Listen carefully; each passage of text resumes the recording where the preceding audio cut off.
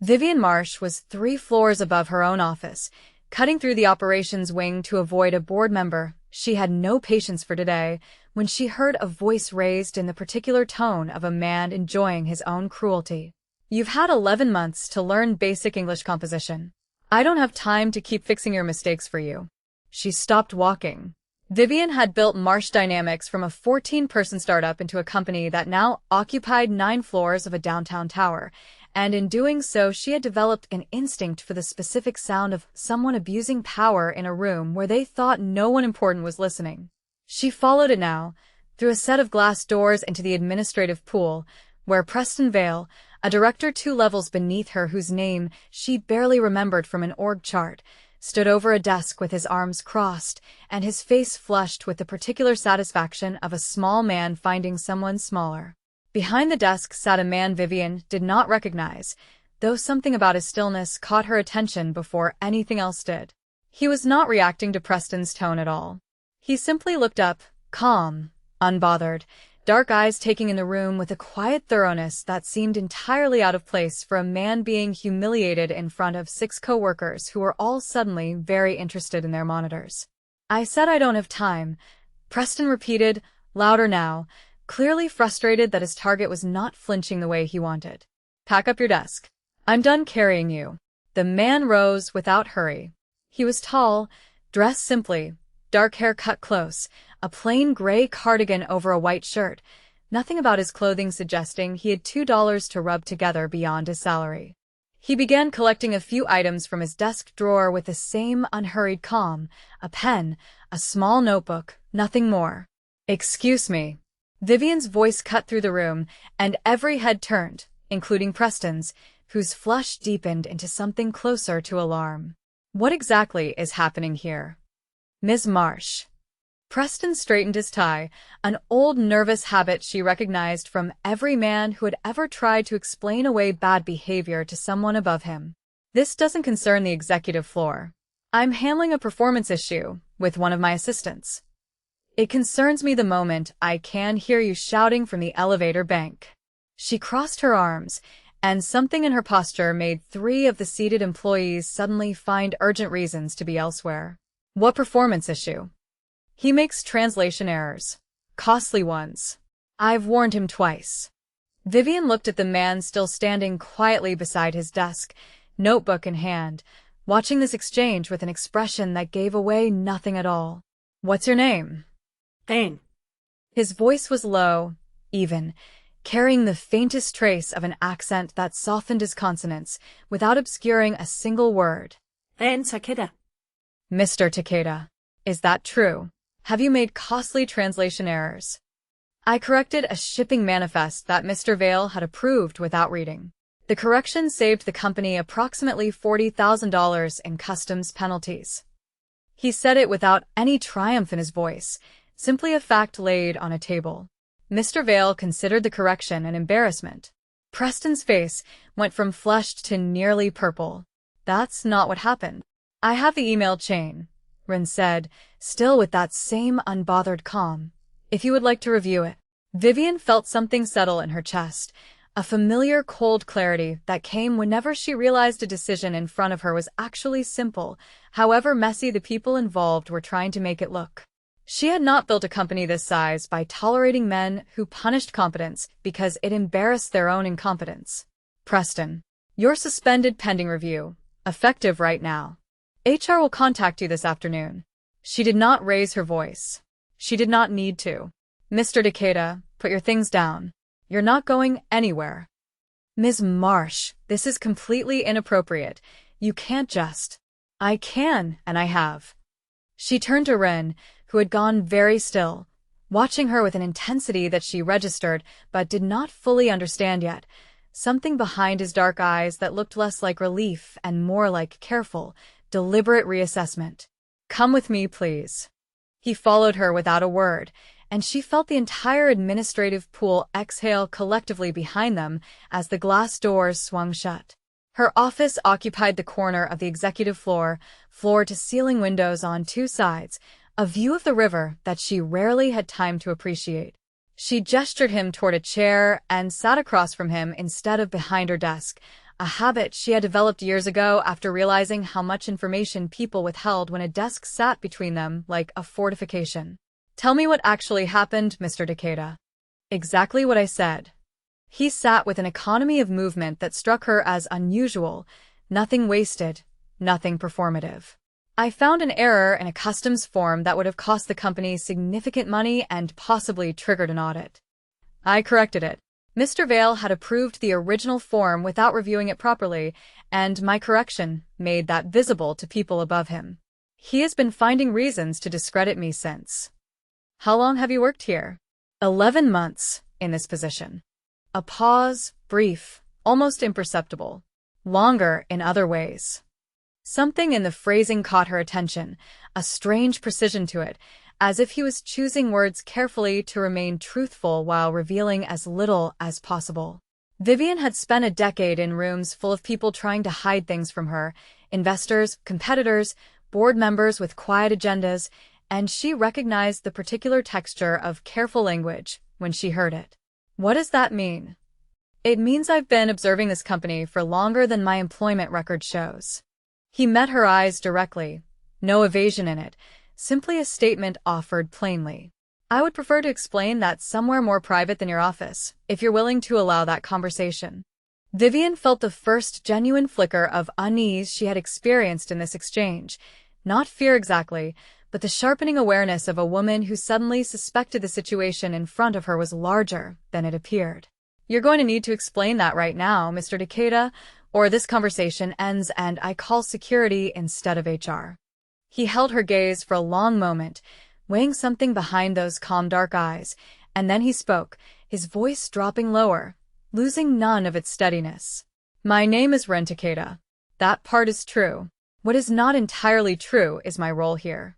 I did not come to Marsh Dynamics as an assistant seeking employment. I came because your company's supply chain runs through 3 ports controlled by an organization I have spent years trying to remove influence from, an organization based in Tokyo that has been quietly laundering money through several of your logistics contracts without your knowledge." Vivian sat perfectly still. "You're telling me you're some kind of investigator?" "I am telling you I lead that organization." His voice did not change register at all, delivering this the way he had delivered the customs correction, plainly, without performance. "Or rather, I lead the faction within it attempting to dismantle the very corruption using your company as one of its channels. I took this position under a different level of visibility to trace exactly how deep the infiltration into your logistics division goes, without alerting the people responsible before I had proof." For a long moment neither of them spoke.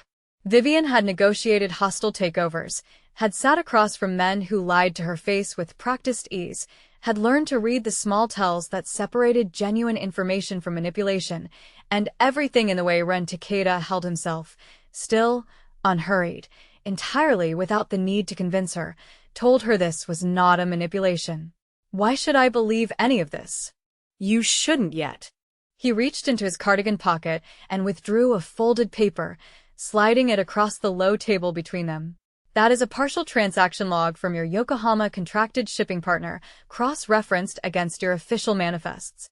The discrepancies begin 14 months ago and total, so far, just under $2.3 million moving through accounts that do not belong to your company or your listed partners." Vivian unfolded the paper and read it with the same methodical attention she gave every financial document that crossed her desk, and the longer she read, the colder her hands became, because the numbers were precise in a way that fabricated documents rarely were, messy in the exact places real corruption always left its mess. "If this is real," she said slowly, "why bring it to me now in my office, after getting fired by my own director?" "Because Preston Vale's decision to remove me forced my hand faster than I intended." For the first time something flickered across his composure, brief and controlled but present. "I needed more time before revealing myself. His arrogance took that time away from me. I could have let him succeed in removing me and continued this work more carefully from outside. I chose instead to let you see the truth, because you defended a stranger against injustice without knowing anything about him, and I have not encountered many people in my line of work who do that without an angle of their own." Vivian set the paper down carefully. That's not an answer to why you're telling me all of this instead of disappearing. No, he agreed. It isn't. The silence that followed carried a weight she did not fully understand yet, and she found herself studying him the way she rarely studied anyone, the quiet precision of his hands, the absolute stillness of a man who had clearly spent a long time learning to be unremarkable and was choosing, in this moment, to stop. What happens now? She finally asked.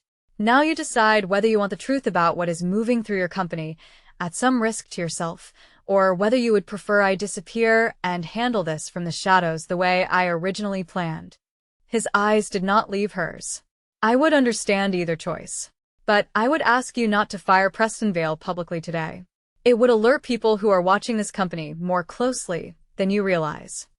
Vivian Marsh had not survived a decade in rooms full of powerful, dangerous men by flinching from difficult decisions, and she did not flinch from this one either, though something in her chest had gone tight and unfamiliar in a way she chose, for now, not to examine. Fine, she said. Preston stays on paper as suspended, quietly, no announcement. You're going to walk me through every discrepancy on that list, and you're going to tell me exactly what kind of danger I've apparently invited into my own supply chain. There is one more thing you should know before I answer that. His voice dropped again, quieter, almost reluctant. The organization I'm working to dismantle knows someone inside your company has been correcting these discrepancies. They do not yet know it's me specifically, but they will look for whoever has access to the manifests I've been quietly adjusting for 11 months, and that list is short enough that it will eventually include you. The threat did not feel abstract the way threats sometimes did in boardrooms, discussed in careful hypotheticals over quarterly projections. It felt immediate, close, sitting 3 feet away from her in a plain gray cardigan, and Vivian understood, with the particular clarity that had built her entire career, that she had just stepped into something considerably larger than a personnel dispute. The next 2 weeks unfolded with a strange doubled rhythm that Vivian had never experienced before. Ordinary board meetings and quarterly reviews layered over quiet late-night conversations in her office with a man who spoke 3 languages fluently, who moved through the building with the deliberate anonymity of someone who had spent years learning to be underestimated, and who revealed, piece by careful piece, the true shape of what had embedded itself inside her company. The organization was called, in the documents Rin showed her, only by a designation rather than a name, a syndicate operating out of Tokyo's shipping districts that had spent 3 years quietly acquiring influence over mid-sized logistics partners across the Pacific, using legitimate businesses as laundering vehicles for money that had nothing legitimate about its origins. Marsh Dynamics had become one of those vehicles 14 months ago, before Rin ever walked through the door, chosen specifically because Vivian's rapid expansion had created exactly the kind of complex, fast-moving supply chain where irregularities could hide in plain sight. You could have told me all of this through proper channels, Vivian said one evening, nearly 10 at night, the two of them alone in her office with the city lights spread out below the windows. Law enforcement. Regulatory bodies. Why come in disguised as an assistant at all? Because the people responsible for this have reach inside several of those channels. Ren sat with the same economy he always carried, but she had learned, over these 2 weeks, to read the smaller signals beneath his stillness, the particular way his jaw tightened when he spoke about his own organization's failures. My father built the version of this world that existed before me.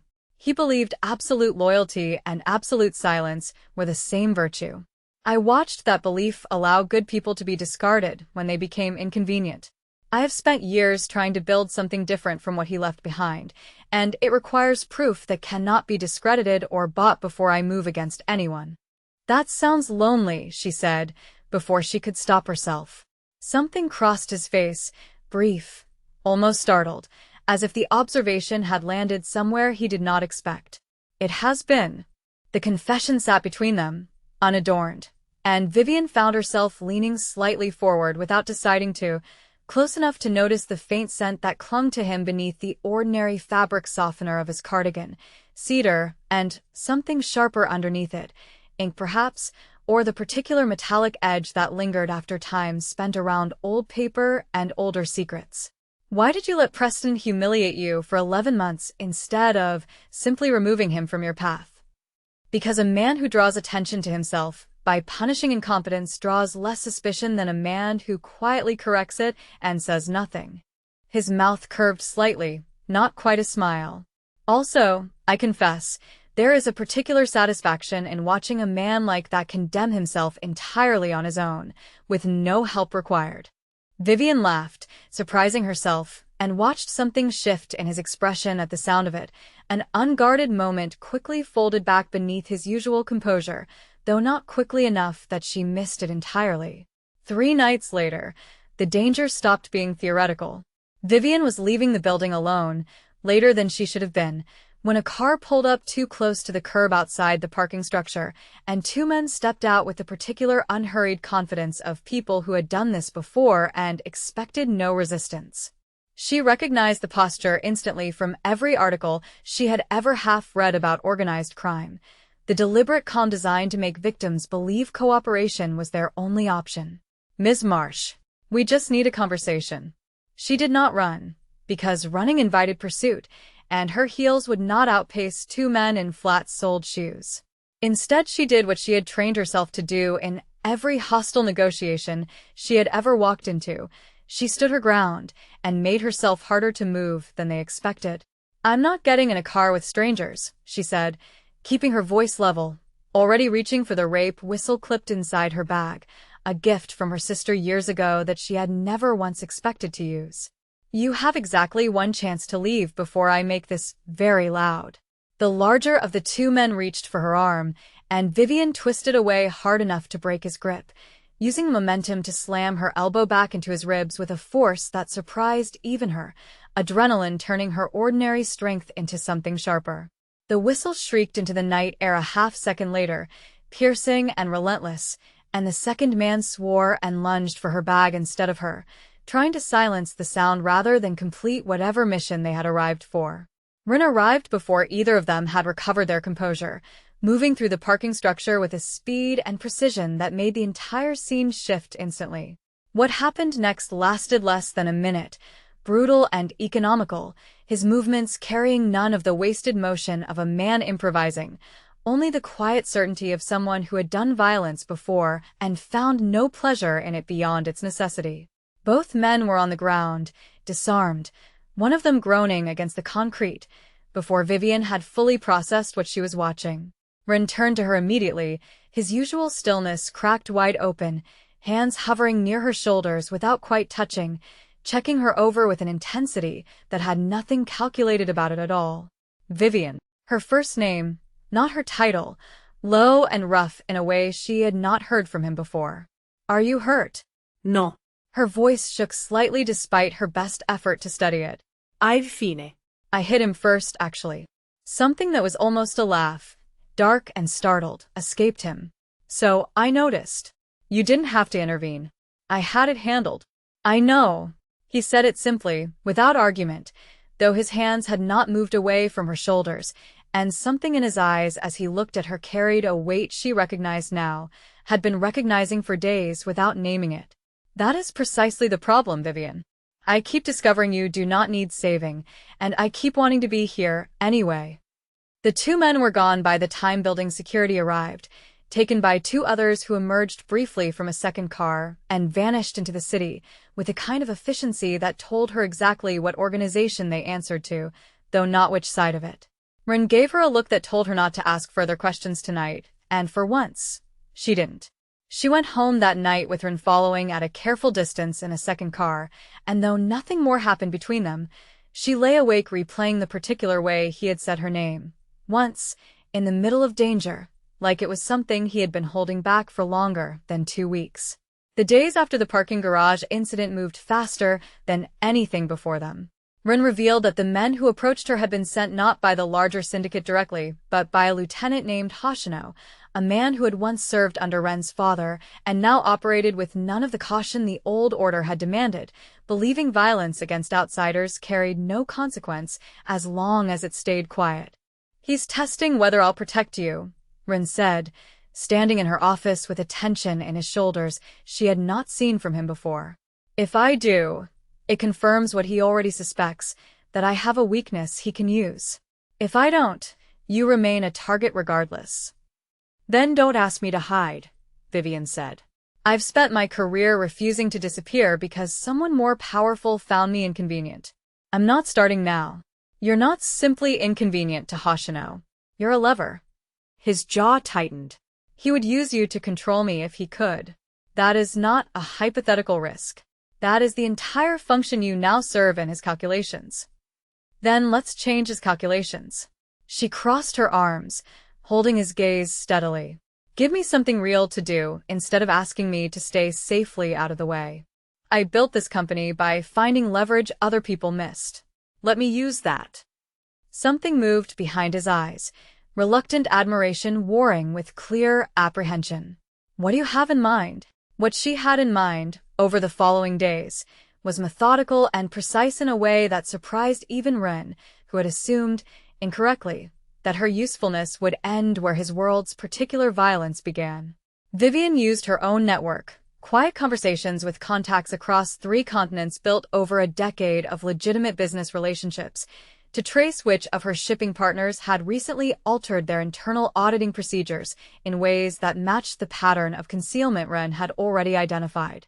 She built, essentially, a parallel financial map to the one he had constructed alone for years, except hers moved through channels his organization's suspicion had always kept him from accessing directly: legitimate banking relationships, insurance underwriters, freight insurance claims that told their own quiet story.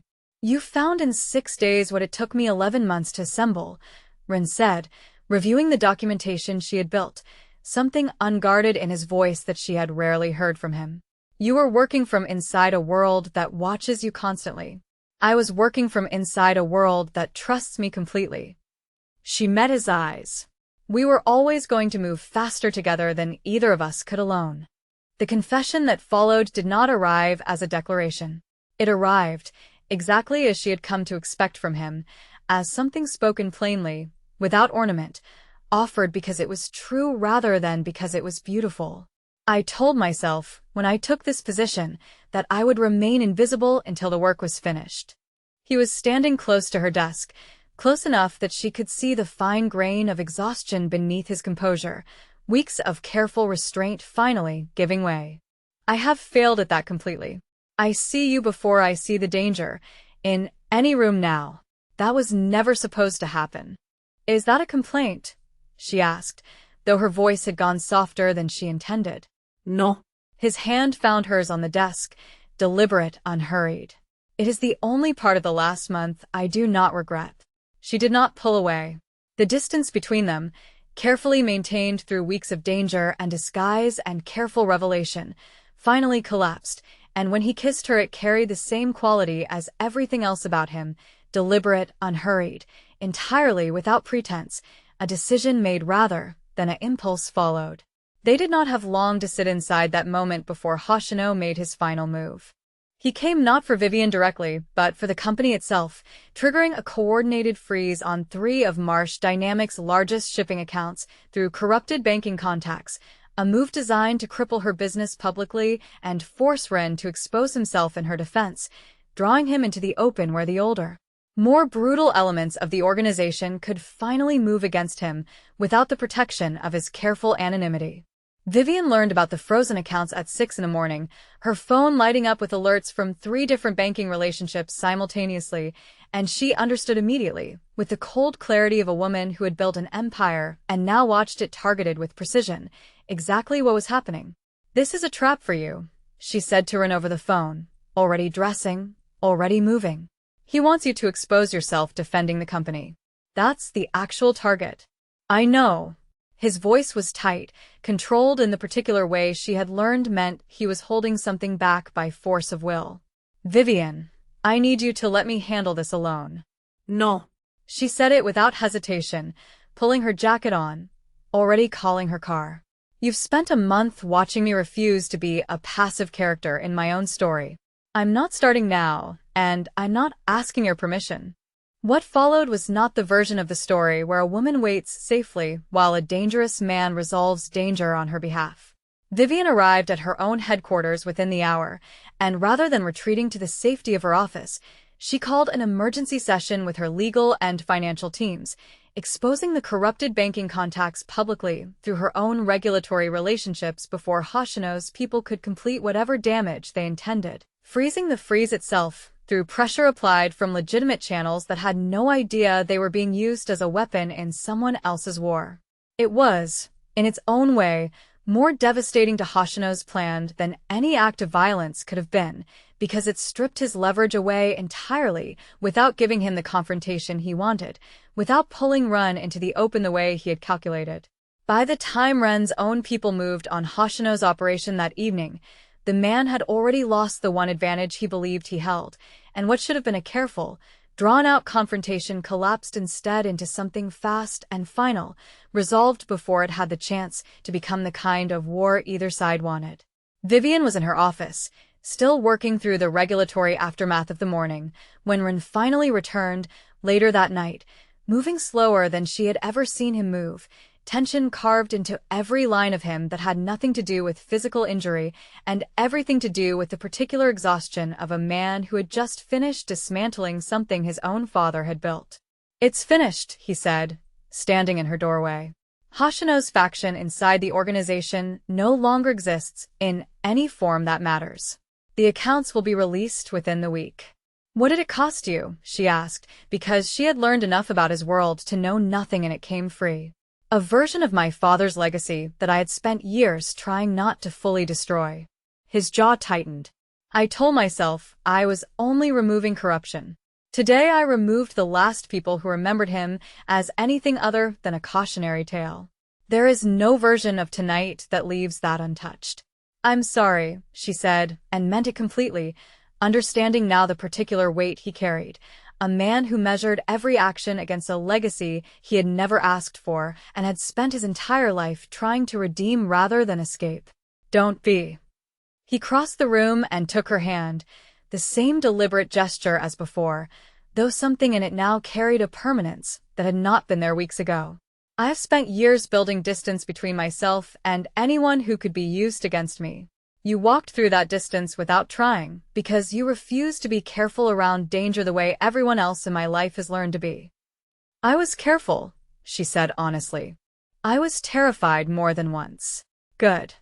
His mouth curved into something that finally reached his eyes fully, the first unguarded smile she had seen from him since the day she had defended a silent stranger in a room full of people too afraid to speak up for him. "Fear without foolishness is wisdom. You have managed that from the beginning, which is rarer than you know." "Is that your version of a declaration?" "I don't make declarations, Vivian. I make decisions." He lifted her hand, pressing his mouth to her knuckles with a formality that should have felt performative and instead felt like the truest gesture he had offered her yet. "I have decided this company and the woman running it are no longer separate from the rest of my life. I would like to know if you have decided the same." She thought about the moment 3 weeks ago when she had walked into an administrative pool to defend a stranger she assumed was simply an underpaid assistant, and how that single decision, made without calculation, had unraveled into the most dangerous and honest month of her life. "I decided the night I broke a man's grip and blew a whistle in a parking garage instead of getting in that car," she said. "I don't walk away from things I've already decided to keep." He laughed then, low and real, a sound she suspected very few people had ever been given the privilege of hearing from him, and the office around them, glass and steel and the quiet hum of a company that had nearly been destroyed and instead had simply grown sharper, felt, for the first time in weeks, entirely safe. Vivian kept running Marsh Dynamics exactly as she always had, methodical, unflinching, unwilling to be impressed by power that had not earned her respect first. Preston Vale did not return from his suspension, and the position he left behind was filled within the month by someone considerably less arrogant. Ren remained, no longer disguised, no longer hidden, a man the company now understood in general terms as a security consultant with unusually deep international connections, which was, in its own careful way, entirely true. What she gained, in the end, was a partner who said her name like it carried weight, who had learned, against every instinct a lifetime of caution had built into him, that the woman standing beside him required no protection so much as she required to be trusted completely, and understood now, finally, that the two things had never actually been the same at all.